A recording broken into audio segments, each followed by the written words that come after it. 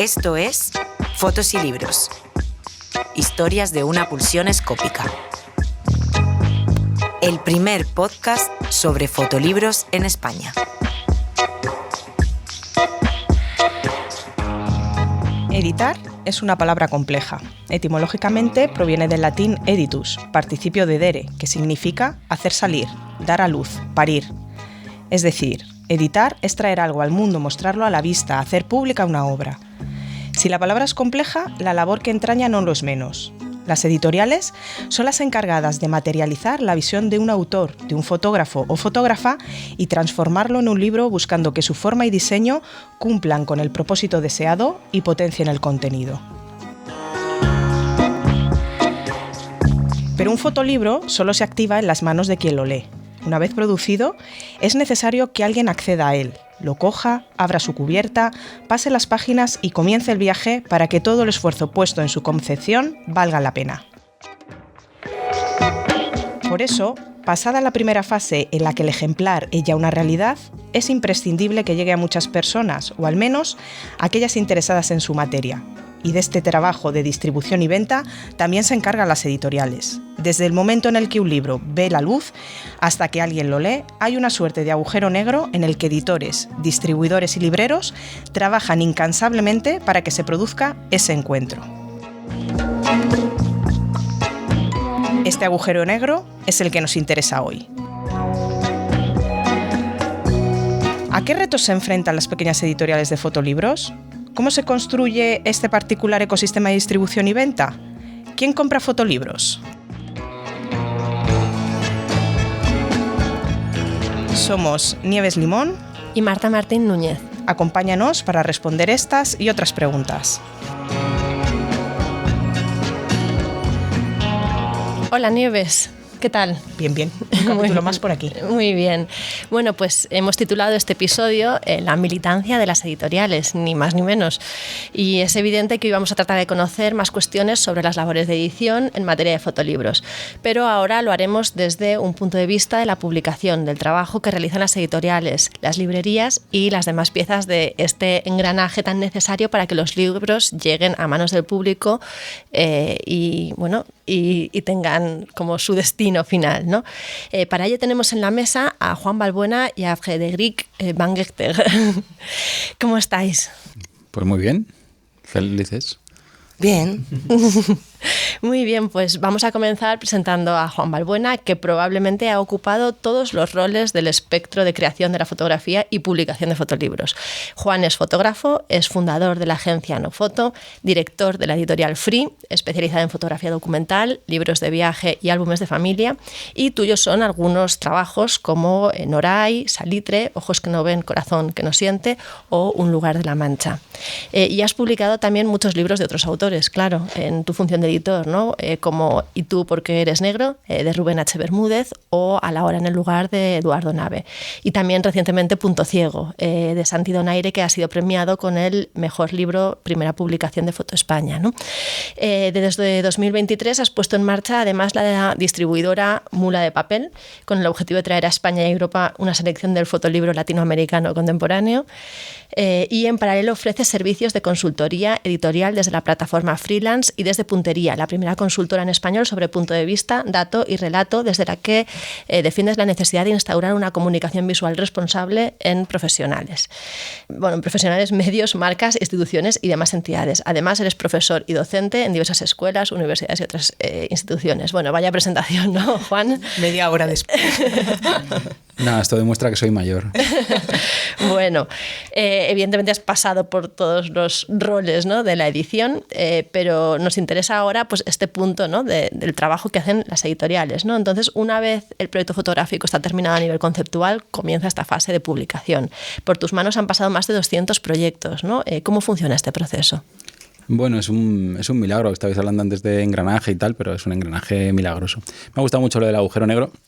Yo soy físico teórico de formación y sé que los agujeros negros son cuanto menos interesantes. Entonces hay un factor de imprevisibilidad evidente. Todos los libros que hacemos los hacemos con la misma ilusión, con la secreta esperanza de que funcionen, de que cumplan su función. que agüeten la tirada, de que tengan todo ese beneficio directo e indirecto que autoría y edición requiere, pero hay algunos que funcionan y otros que no. Y no hay ningún mecanismo concreto. Lo que sí dentro de Free, sobre todo también por las líneas editoriales que tenemos, sí estamos o nos responsabilizamos, ¿no?, de si queremos tener un impacto. Es decir, somos conscientes de que estamos en un pequeño mundo, pero queremos ampliarlo y ya desde 2012 para acá pues estamos haciendo movimientos para intentar ampliarlo. No es fácil. Sí es cierto que en los últimos años, con todo lo que ha sido el boom y luego el post-boom o crash del fotolibro español, sí es cierto que, aunque nos quejemos, la base, la posibilidad, o decir, el público potencial ha crecido mucho. Lo que ocurre es que también ha crecido mucho la oferta, ¿no? Entonces estamos reajustando todo el rato oferta y demanda. Pero yo confío mucho en el formato, creo que es un formato muy poderoso, que bien hecho mezcla palabra e imagen, que son las dos fuentes de conocimiento y disfrute, entretenimiento y tal, que todos practicamos continuamente. Y bueno, confío en el formato mucho y me extraña que no tenga más impacto del que tiene. Los últimos libros que, por ejemplo, hemos hecho en la editorial sí están teniendo mucho impacto, porque son libros también que tratan de temas sociales que afectan a grupos humanos más allá del consumidor de fotolibros. Y creo que este es un posible camino, que claro, es más fácil hacerlo desde la fotografía documental, que es uno de los géneros que yo trabajo, pero sí creo que es necesario ir ampliando, ¿no? Por serlo un poco fácil. Al final, los elementos narrativos que usamos son elementos narrativos que usan las series de televisión o que usan un montón de medios de comunicación que sí que tienen un público, ¿no? Entonces podemos aprovechar esas gramáticas aprendidas, esa complejidad en lo visual y en lo narrativo para arriesgar un poco, pero siempre prestando cierta ayuda al público potencial. Yo creo que durante esta época ha habido fases en las que lo hemos puesto muy difícil. O sea, hay fotolibros claramente incomprensibles. Y bueno, hay que reconocer que era difícil, había algunos difíciles. Bueno, comentaremos algunos de esos a lo mejor hoy aquí, ¿no? Ya que os tenemos. Pero además de Juan, pues tenemos también en la mesa a Frédéric Bangerter, que se dedica a la publicación de libros de arte, tanto de fotografía como de otras técnicas gráficas. En 2011 crea junto a Alberto García Lix la editorial Cabeza de Chorlito, que en sus inicios hacía gala de no tener una línea editorial muy definida ni una estrategia clara, por algo lo de ser un cabeza de chorlito, una expresión que se utiliza para referirse a alguien que tiene poca cabeza o que es especialmente despistado. Pero con el tiempo esa falta de definición inicial se transformó en identidad. En Cabeza de Chorlito editan lo que les conmueve con total libertad. Además de la labor editorial, el proyecto cuenta con un taller de risografía y en 2025 abrió una librería en el corazón del Rastro de Madrid, que ha permitido crear un lugar de encuentro y comunidad donde se integran el taller, el almacén y además un punto de venta. Este espacio físico permite dar visibilidad a publicaciones de gran calidad y colaborar con editoriales afines de arte y pensamiento, mostrando gran parte del catálogo de la propia editorial.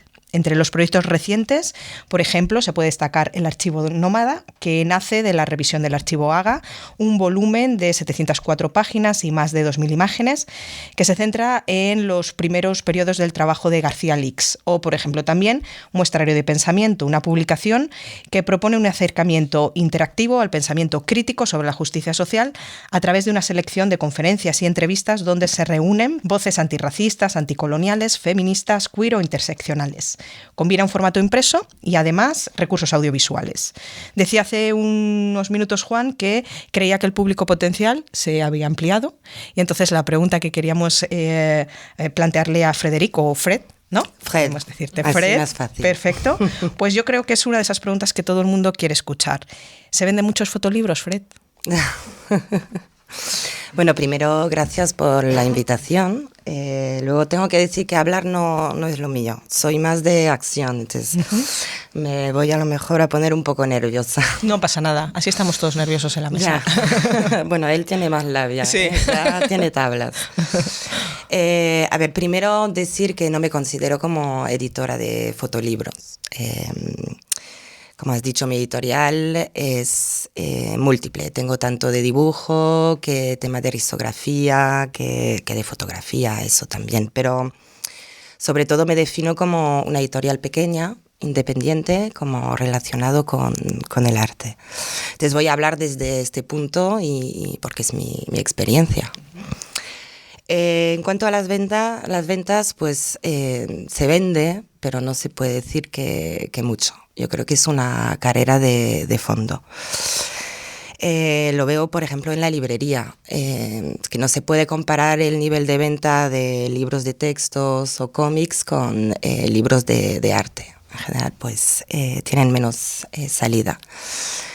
Pero también es una realidad que no toca solo a los libros de fotografía, también a las editoriales pequeñas de ilustración o también de poesía.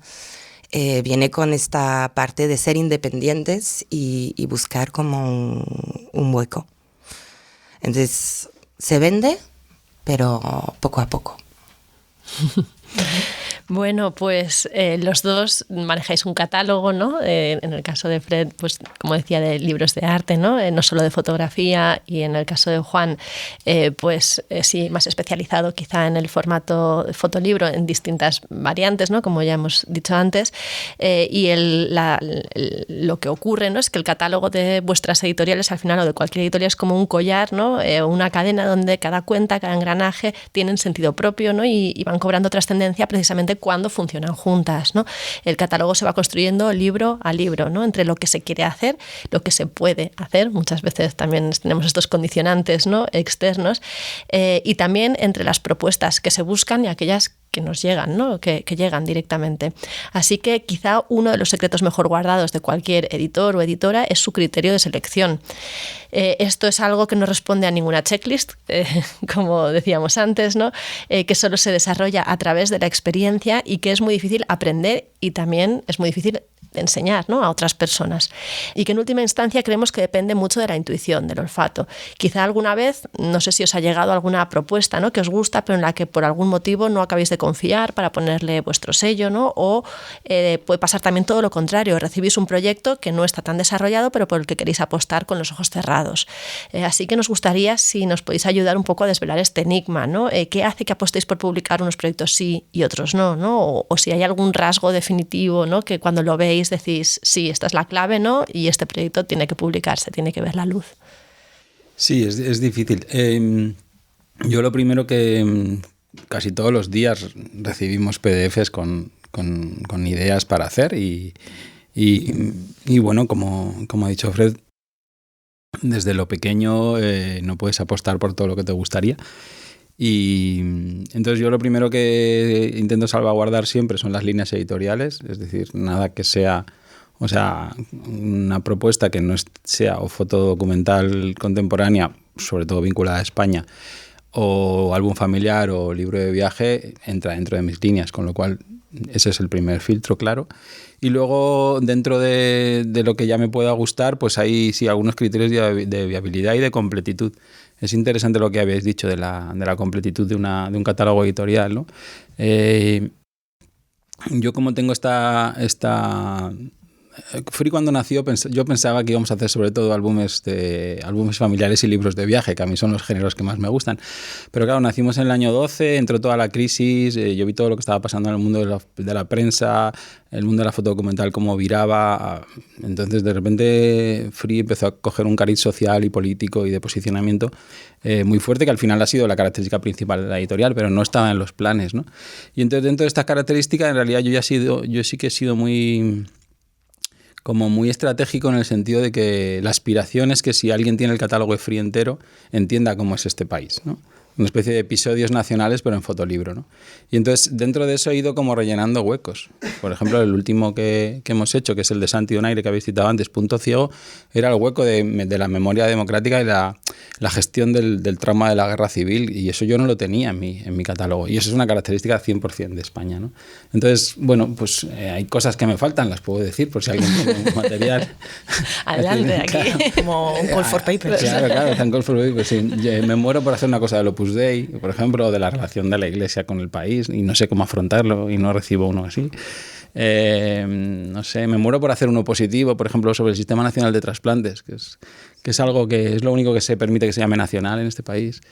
Me muero por hacer uno sobre la recuperación del lince, por ejemplo. Digo temas positivos porque siempre hacemos como temas negativos, ¿no? Es decir, que bueno, que eso, como que tenga un valor documental, que dentro de mi catálogo entre bien, y ese sería el primer criterio para lo documental. Para los de álbum y para los de viaje, pues sí, ahí sí que el capricho está servido. Ahora una falta que yo detecto en mi propio catálogo, que es bastante incoherente con muchas cosas de mi vida y con mi pareja y con mil cosas, es que tengo muy pocas mujeres en catálogo. Entonces, llamamiento también, por favor. Las fotógrafas. Historias de autoras, ¿no? Y así vamos completando, pero es un poco, lo habéis explicado bien, no es transmitible, no hay... Bueno, la aspiración es que sea coherente. Yo creo que es a lo único que podemos aspirar desde el tamaño que tenemos. No despistar con la línea editorial. Es cierto que hay editoriales que mezclan mucho más los servicios fotográficos con el catálogo propio y a mí eso me genera mucha confusión. Y por eso yo he hecho la parte de freelance, ¿no? Para reconducir ciertos proyectos que bueno, me interesan, pero no para el catálogo, pero puedo ayudar a que sean viables, ¿no? Ahora después hablaremos un poquito más de freelance. Y tú, Fred, ¿cómo ves esta cuestión? Me encanta porque yo es un poco totalmente al revés. Me encanta a mí también. Para eso hemos venido. Yo que el proyecto me enamore. Y luego es verdad como somos dos y los dos tenemos gustos muy distintos, intereses distintos. Entonces el catálogo al final, si ves todos los libros de cabeza de Chorlito, yo creo que a veces no podrías decir que es de la misma editorial, porque los dos somos bastante impulsivos. Entonces de golpe nos llega un proyecto y nos fascina. Entonces nos lanzamos y como he dicho puede ser de dibujo, puede ser de collage, a lo mejor un día empiezo a publicar texto, no lo sé. Luego pasado el entusiasmo de los primeros años, como la editorial ya lleva 14, el factor económico es bastante importante, ver que es viable. Claro. Porque no tengo una capacidad de producción muy grande y ahora con la librería pues tengo que redistribuir, ¿no? Recursos. Sí. Bueno, se lo está comiendo todo ahora mismo, pero entonces sí, esto, que me enamore y que vea que sea viable, aunque hay algunos libros que tengo en mi catálogo que sabía que la salida era más difícil, pero que me apetecía tenerlos. Y entonces ahí pues digo, pues ya está, lo saco y veremos cómo seguimos. Sí, como decíamos, ¿no? Mucho pues también de impulso, ¿no? De olfato, de intuición y de este impulso, ¿no? Que a veces también es necesario para llevar las cosas a la práctica, ¿no? Y bueno, decíais que recibís muchos proyectos, ¿no? Que os llegan casi todos los días, ¿no? Y quizá pues os llegan proyectos que están en diferente estado de desarrollo, ¿no? En un episodio previo hablábamos con Montse Puig y con Alex Llobet sobre el proceso de edición más conceptual, ¿no? Y narrativa, sobre cómo crear una secuencia fotográfica adecuada que consiga narrar de la mejor manera posible el trabajo fotográfico. Y en este camino ellos sostenían opiniones ligeramente diferentes, ¿no? Mientras Montse se consideraba una mera acompañante del fotógrafo o de la fotógrafa en este tránsito, ¿no? Desde la posición editorial, Alex explicaba que en algunos proyectos la autoría incluso él la veía como compartida, ¿no? Porque a veces la secuencia de imágenes había partido de su propio trabajo como editor, ¿no? Y entonces él era el que había construido ese relato. Vosotros, cuando os llegan propuestas así que igual están menos desarrolladas y participáis como editores en esta fase previa, ¿no? Esta fase más conceptual, ¿no? De darle forma al proyecto, ¿cómo acompañáis a los autores, ¿no? a vuestros autores en este proceso para acabar de dar forma a estos trabajos? ¿Os consideráis más de la opinión de Montse, más acompañantes o más participáis más en como coautores de esta secuencia de imágenes? Yo he tenido todo tipo de situaciones. Hay proyectos que llegan, que la autoría ha hecho muy gran parte del trabajo y está muy bien. Y yo no tengo el impulso de... Hay editores que sí, que se empeñan en echar la meadita, ¿no? Que quede claro que yo... Y yo no. Yo hay muchos proyectos que prácticamente tal cual vinieron son como yo decido apostar y pasar a publicarlos, ¿no? Y ahí está la diferenciación entre editor y publisher, ¿no? Sí, sí, Yo a sí. veces soy editor y publisher, las dos cosas, y a veces soy solo editor y a veces soy casi solo publisher. Entonces, nada, por ejemplo, el ¿Y tú por qué eres negro? De Rubén H. Bermúdez es un trabajo en el que yo, como a nivel editorial, no tengo ningún papel. Está hecho con el estudio de diseño y por el autor. Y vino tal cual, la secuencia es la misma que vino en el primer libro y luego de Pigs, por ejemplo, de Carlos Espotorno, ahí un poco en la secuenciación, pero la idea, por ejemplo, de que siempre fuera una foto de Portugal, una de Italia, una de Grecia y una de España, venía. Y luego, pues en el caso contrario, Punto Ciego de Santi Donaires, sí, y en la secuenciación la trabajamos juntos desde pues cómo es el relato, qué pasa primero, qué pasa después, cuándo entran los objetos, cómo se respeta el relato natural de recuperación de la memoria. Es decir, estas sí que lo hicimos consensuado. Entonces, no hay una sola manera. Y yo considero, ¿no?, que siempre hay editores fuertes y editores débiles. Yo soy editor débil. ¿Y tú cuál es tu proceso, Fred, cuando trabajas con los autores que te llegan? Bueno, como él dice, depende de los proyectos. Autora no me considero. Me considero sí acompañante, o lo voy a pronunciar mal, jefa de orquesta. Sí, Casi. Lo has pronunciado muy bien. Directora de orquesta. Directora de esa orquesta, que me cuesta pronunciar. Entonces depende mucho de los proyectos. Acompañar el desarrollo, yo cuando, por ejemplo, doy cursos, siempre hago dos preguntas, que es a quién va dirigido, qué quieres transmitir,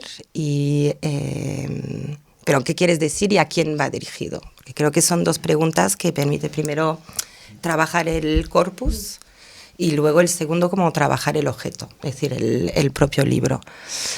Por ejemplo, con el archivo Nómada, Alberto tiene la materia prima y ahí sí que yo ideé como todo el concepto del libro, porque me apetecía mucho trabajar su obra a través del archivo. Luego he tenido El canto del cisne, que simplemente me enamoré de la publicación y dije, bueno, me encantaría poder hacerlo. Entonces depende de los proyectos, pero autora no. Otro aspecto que nos gustaría comentar ahora son las posibles diferencias que existen entre publicar bajo el sello de una editorial, que es más o menos lo que llevamos hablando hasta este momento. Estáis compartiendo un poco pues cuáles son vuestros criterios, limitaciones, distribución de recursos, ¿no?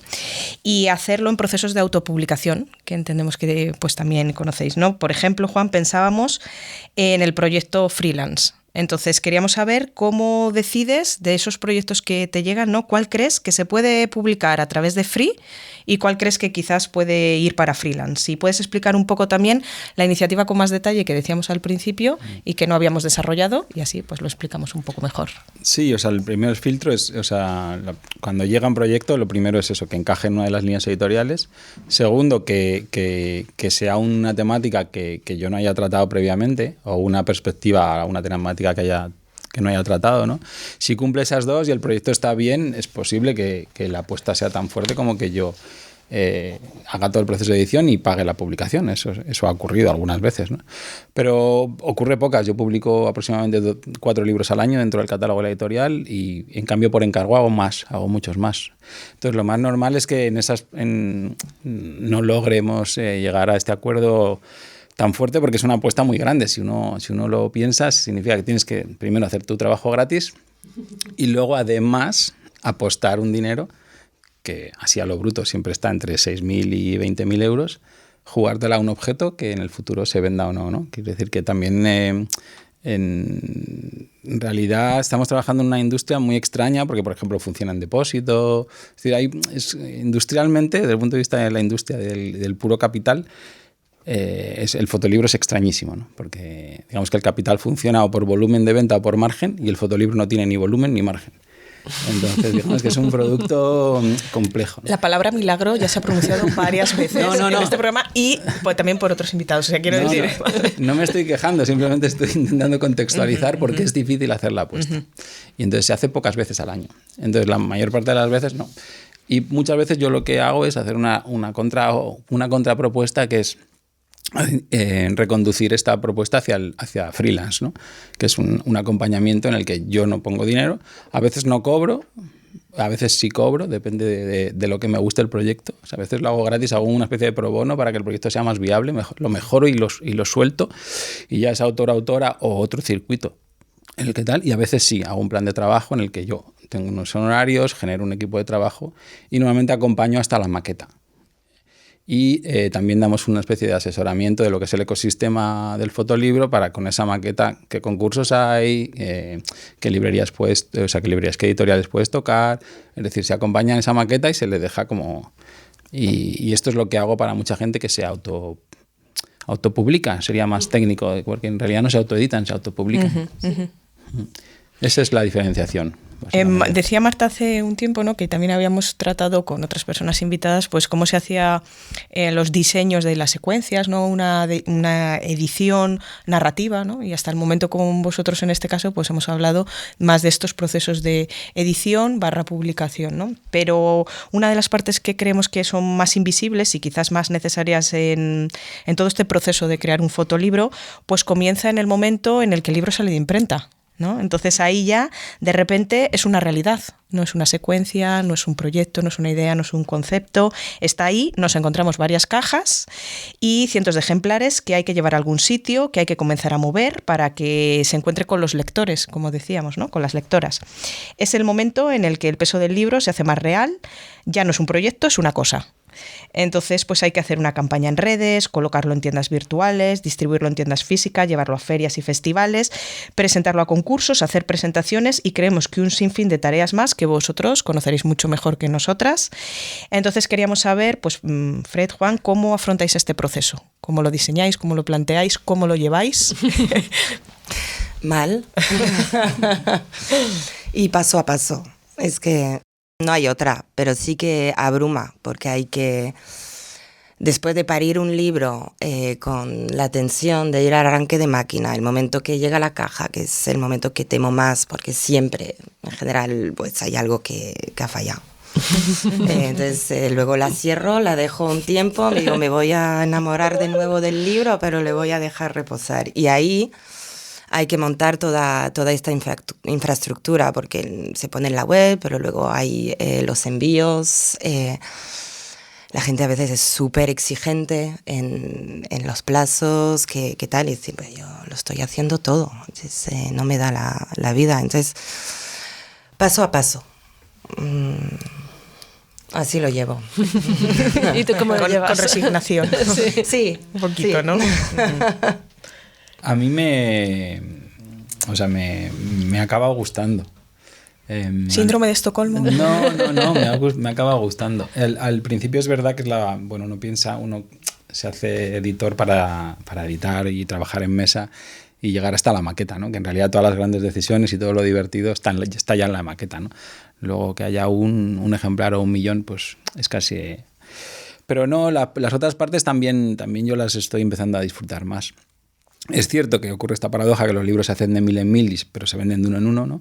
Y ahí hay un problema. Es decir, todo depende de una decisión individual de alguien que decide apostar y cogerse ese rectángulo lleno de contenido que has hecho, decide llevárselo a casa, que es otro milagro. Y entonces hay que convencerles, ¿no? Y de alguna manera pues hay que impulsar, ponérselo fácil. Con el tiempo hemos aprendido, o yo creo que he aprendido, que la compra por impulso ha disminuido mucho. En realidad hay tanta oferta que la primera vez que alguien ve algo normalmente no se lo lleva.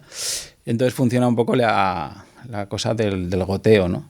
Entonces yo soy bastante malo en redes y todo esto, y además siempre pienso que me estoy poniendo pesado.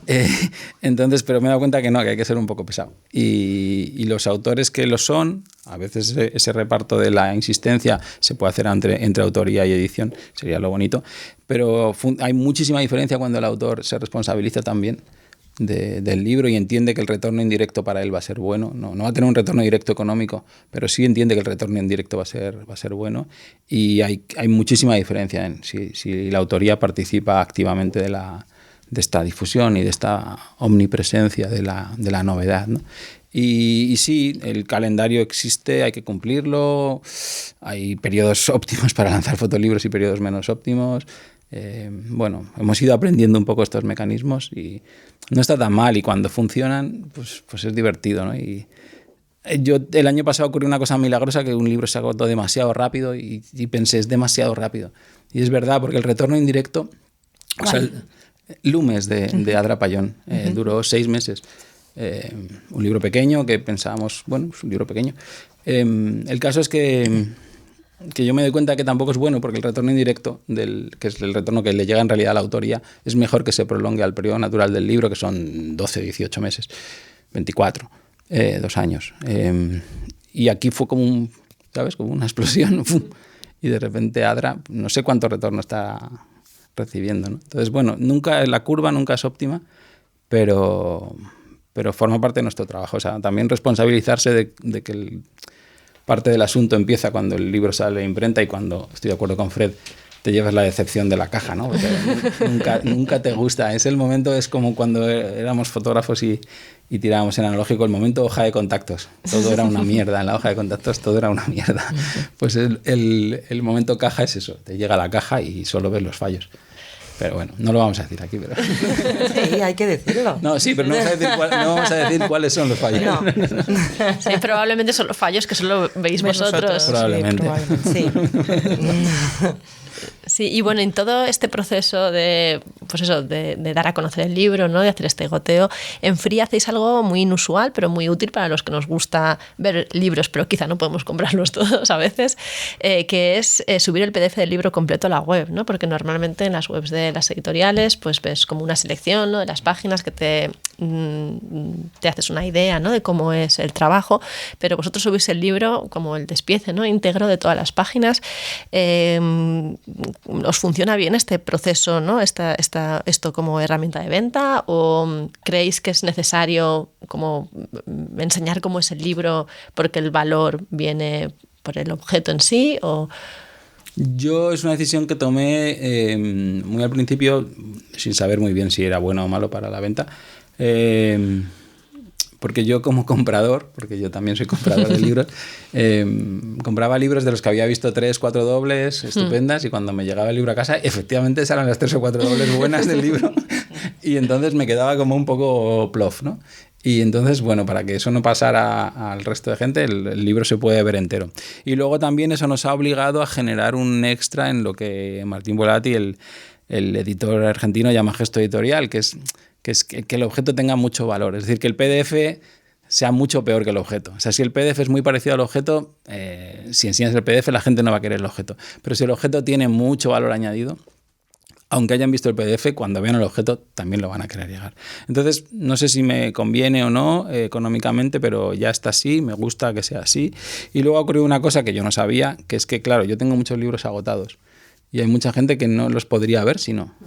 También empiezo a tener presencia en Latinoamérica y me encanta que así sea. Y entonces hay mucha gente que conoce los libros de Free solo porque los puede ver enteros en la web. Y cuando llevo los objetos, pues a lo mejor los compran o a lo mejor no. Pero el caso es que también sirve para esto. Vuelve a ser pues esta estrategia de compartir, de hacer el goteo y de no ser celoso. Yo creo que la diferencia principal entre el fotolibro, o la vocación que yo creo que el fotolibro tiene, y el libro de artista, es que no hay una generación de escasez. O sea, yo tiro 1000 porque no hay mucho más mercado, pero me encantaría tirar 1.000.000.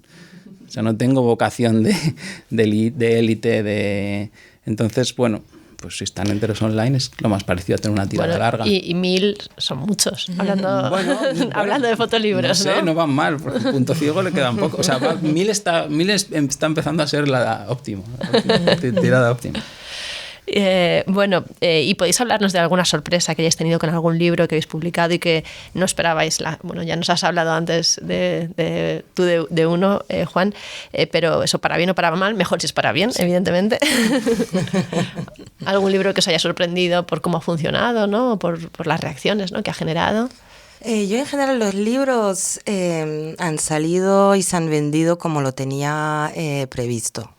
Por eso pues yo hay libros que hago 300, pero porque quiero tenerlos en el catálogo.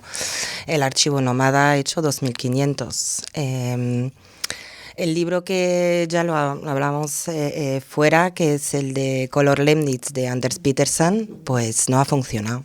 Y era como toda la gente me decía, este va a ser un boom. Además había la exposición en Foto España y no. y es un libro que se ha quedado como en España he vendido muy, muy poquito.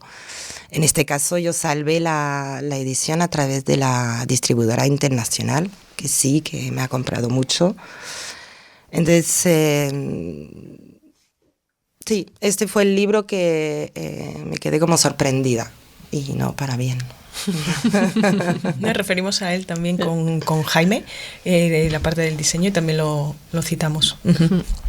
Sí, que es un libro buenísimo, me encanta, yo lo tengo, además yo lo tengo en el estudio así como... Y mucha gente viene y me pregunta, tal, pero veo que luego no lo compran. No, es un libro buenísimo. Sí, no, yo los últimos años Lumes ha sido como muy sorprendente, porque fue muy rápido y además en un entorno muy concreto. Yo durante el verano del 24 cada día enviaba un par de libros o tres a localidades en Galicia con las direcciones postales más extrañas que podía haber, ¿no? La tradicional diseminación de la población gallega, ¿no? Era como Cuesta 4 detrás del Buzón 3, municipio de Concello de no sé qué, ¿no?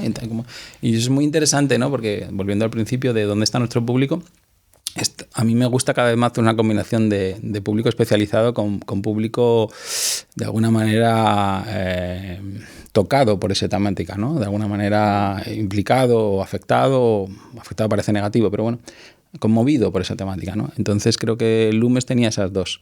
Funcionó bien como libro, el mundo del fotolibro fue apreciado, el mundo de la fotografía también, las fotografías son magníficas, pero llegó a la gente que salían esos libros o que sus abuelos podían haber salido o que conocían situaciones parecidas, y eso era hermoso. Cuando se juntan estos dos públicos, yo creo que 1000 está bien. Bueno, y más allá de esta militancia, ¿no?, a la que nos hemos referido desde el título ya de este episodio, y de dedicar mucho esfuerzo, como comentáis, a mover, a visibilizar los libros, una editorial está dentro de la lógica industrial, ¿no?, y tiene que cuadrar las cuentas a final de año. Nunca sabemos qué libro va a funcionar, qué libro no va a funcionar, ¿no? Entonces, ¿cómo sobrevive una editorial de fotolibros, ¿no?, o una editorial de arte, en tu caso, Fred? La editorial sobrevive porque no es mi principal modo de ingreso. Es decir, hago encargos y ahora pues con la librería.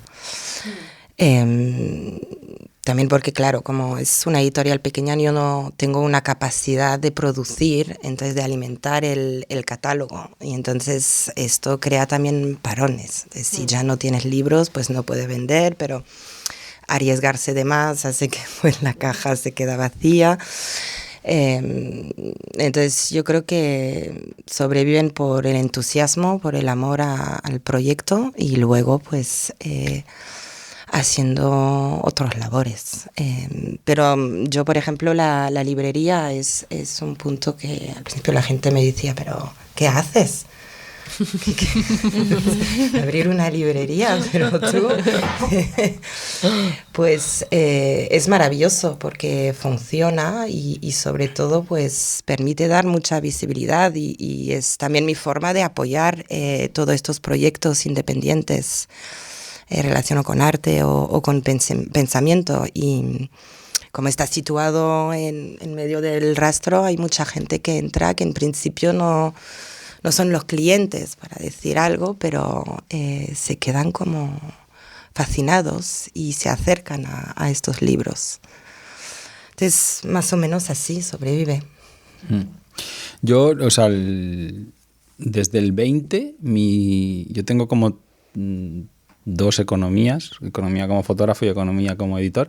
Desde el 20 es mucho más rentable mi economía como editor que como fotógrafo.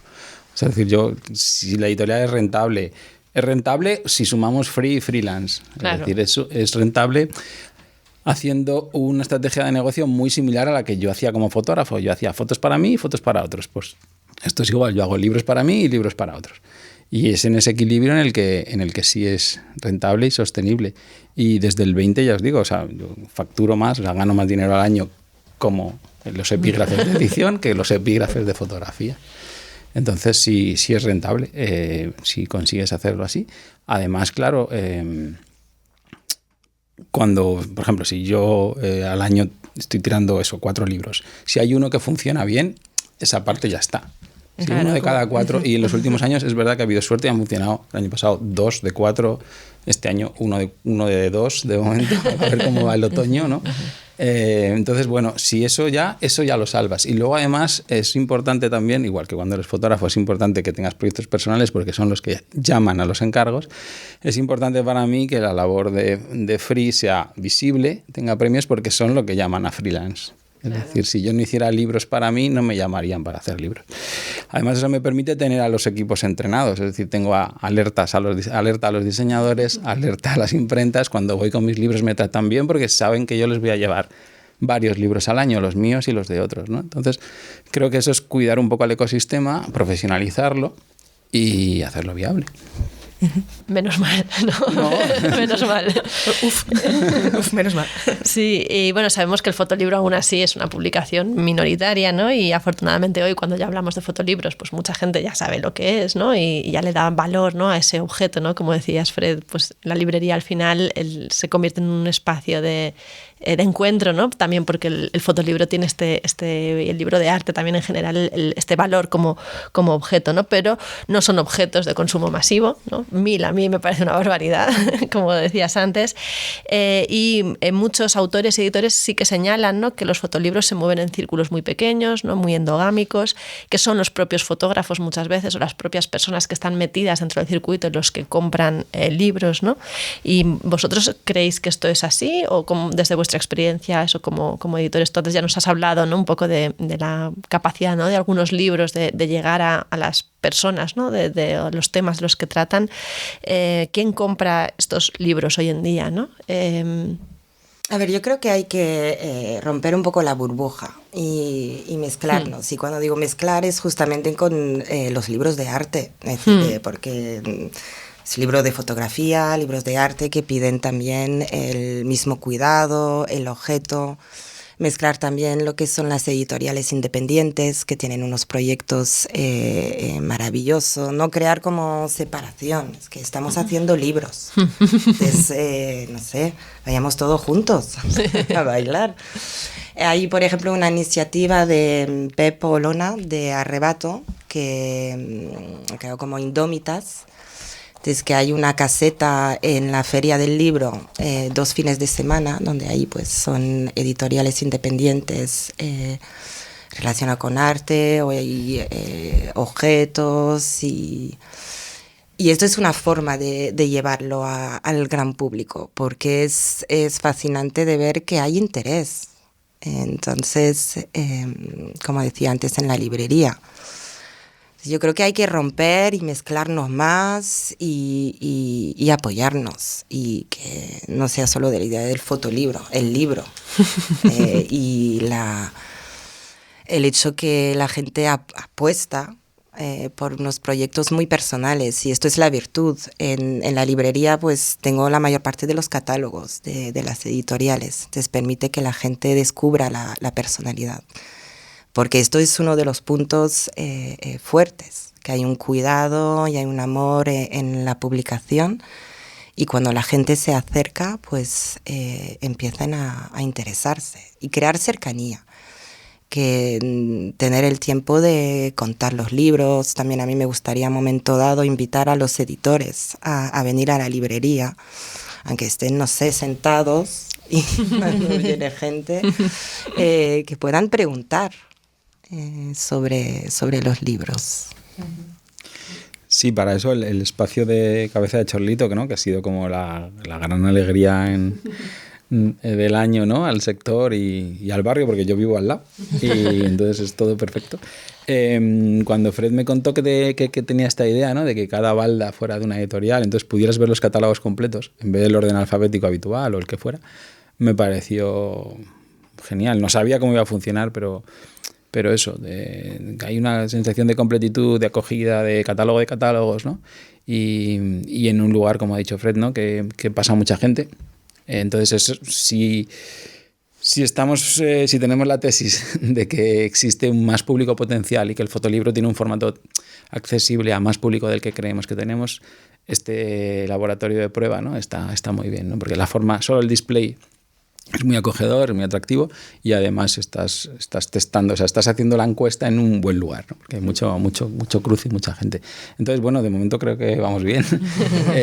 Y es muy hermoso que que se confirme esta idea de que el formato es poderoso y que tenemos que aprovecharlo, y que quizás lo estábamos cifrando mucho algunas veces y estábamos poniéndolo demasiado difícil al otro que en el fondo necesitábamos, ¿no? Porque publicar es, lo habéis dicho al principio, publicar es buscar público, y no sé si en esa parte habíamos hecho cosas increíbles, pero ya la segunda parte del asunto, digo en los años 2014, 2015, ¿no? Estábamos haciendo libros un poco difíciles, creo.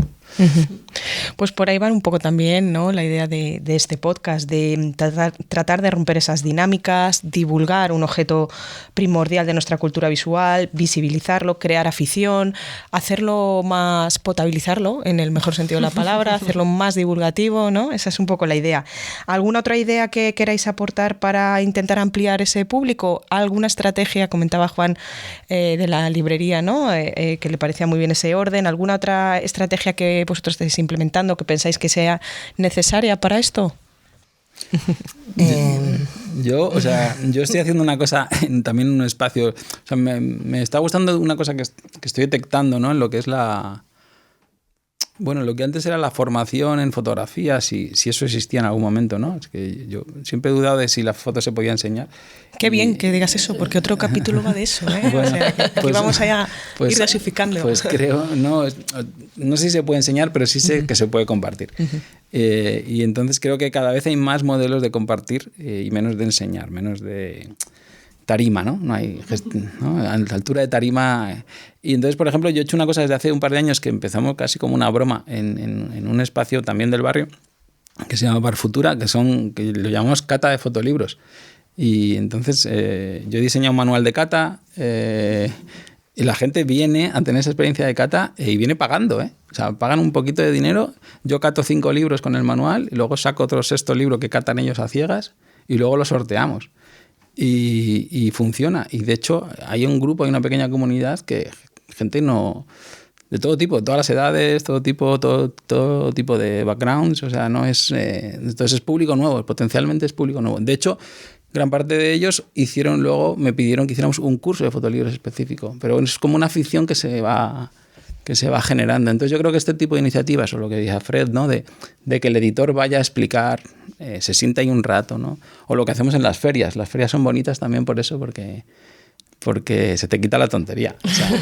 O sea, es como, o sea, se ve claramente qué portada funciona, qué no, cuál abren, o sea, es como, bueno, es un baño de realidad. Bueno, bajar a, pero no bajar por estoy bajando, sino es que de verdad es donde queríamos estar. Si queríamos que los libros se vieran, ¿no? Pues, claro, no hay que rellenar ese agujero negro que decíamos, sí, es poner en contacto con una lectora o un lector. Entonces, este tipo de iniciativas, que están las catas o están, yo qué sé, hay 1000 cosas que se podrían hacer para pues eso, el podcast o... Bueno, sí, o sea, en vez de presumir de ser minoritario, un poco rebelarse contra esa burbuja que decía Fred, ¿no? ¿Y tú, Fred? ¿Alguna iniciativa más? Ahora mismo no se me ocurre ninguna. Bueno, hemos dicho varias ideas, ¿no? Y además, con mucha generosidad. Sí, y con la librería ya tienes bastante. Sí, efectivamente. O sea, la que ha hecho la gran apuesta ha sido Fred. Claro quién es. O sea. Muy bien, pues con estas propuestas para hacer los fotolibros más accesibles al público nos despedimos hoy. Ojalá este podcast y todas estas entrevistas, ¿no?, sobre los procesos detrás de la creación de los libros puedan contribuir en algo a esta labor también. Muchas gracias, Juan y Fred. Y como siempre decimos, para todas las personas que nos acompañan, queremos recordaros que las referencias que hemos dado en este episodio estarán recopiladas en la web de Fiebre Photobook. Porque este podcast, como si fuera un fotolibro, es para que lo escuches, lo leas y lo mires fuerte. Esto ha sido Fotos y Libros, historias de una pulsión escópica. El primer podcast sobre fotolibros en España. Un proyecto producido por Fiebre Photobook, grabado desde los estudios de la República Independiente de la Radio y guionizado y presentado por Nieves Limón y Marta Martín. Muy pronto, el próximo episodio.